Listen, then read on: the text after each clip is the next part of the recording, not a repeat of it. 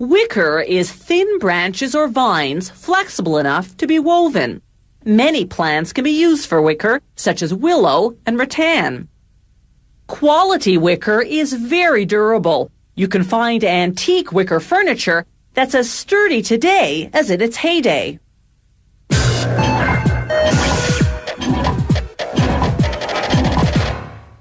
The oldest piece of wicker on record dates back to 1400 BC. Archaeologists discovered it in Egypt, where in ancient times people used wicker chairs. Hand-woven wicker furniture was the rage in Europe and North America in the 1800s. To meet this demand, trade schools churned out master wicker weavers. But by the 1930s, manufacturers developed a paper fiber to mimic the look of wicker and large mechanized looms to do the weaving.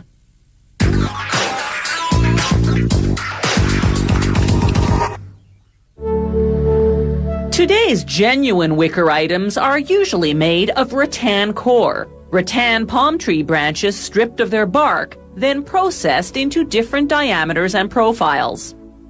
At this workshop, they use a manual loom to weave wicker hampers. Taking what's known as flat oval rattan core, flat on one side, rounded on the other, they run horizontal strands through vertical strands in an under and over pattern, working between the hamper's wooden frame and its fiberboard lining.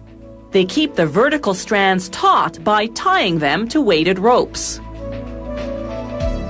It's important to keep moistening the rattan with hot water to keep it supple enough to manipulate.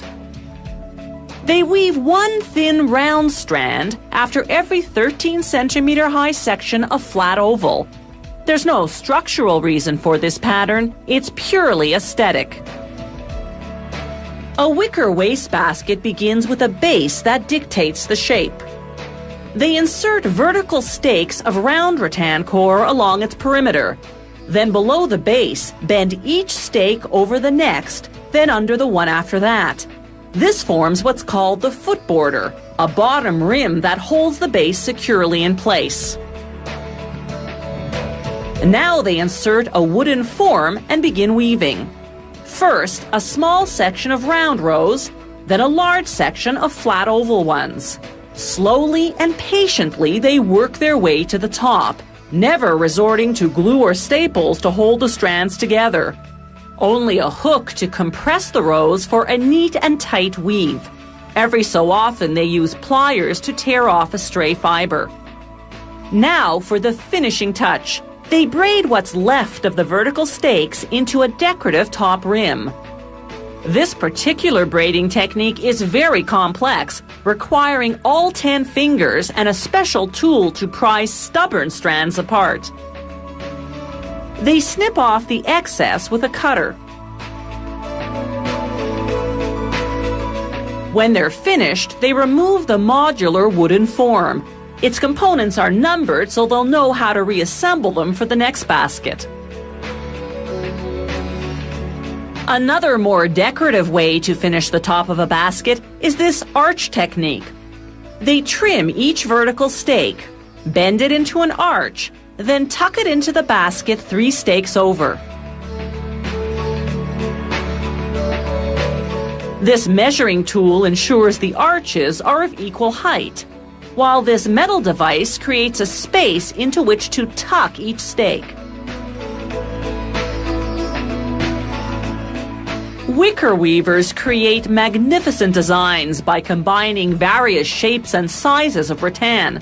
A strand can be as thick as a pencil or as thin as a needle. While this doesn't quite fall under the category of wicker, it's not uncommon to see wicker workshops use other natural materials. Here they're weaving a chair seat out of cord made from seagrass.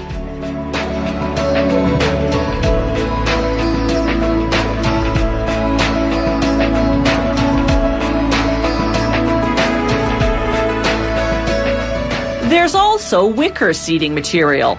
This pre-woven sheet is called cane seating or rattan peel. It's made from the bark stripped off the rattan branch. First, they force it into a groove in the chair's wooden frame. Then they glue in what's called spline, a strip of rattan core with a pointed edge. They wedge that edge into the groove, hammering it down to hold the rattan peel in place. Then they trim off the excess. Because wicker is wood, it can be stained or painted, or left its natural color. Whatever the finish, they give it 2 or 3 coats of varnish for protection. Wicker is thin branches or vines flexible enough to be woven. Many plants can be used for wicker, such as willow and rattan. Quality wicker is very durable. You can find antique wicker furniture that's as sturdy today as in its heyday.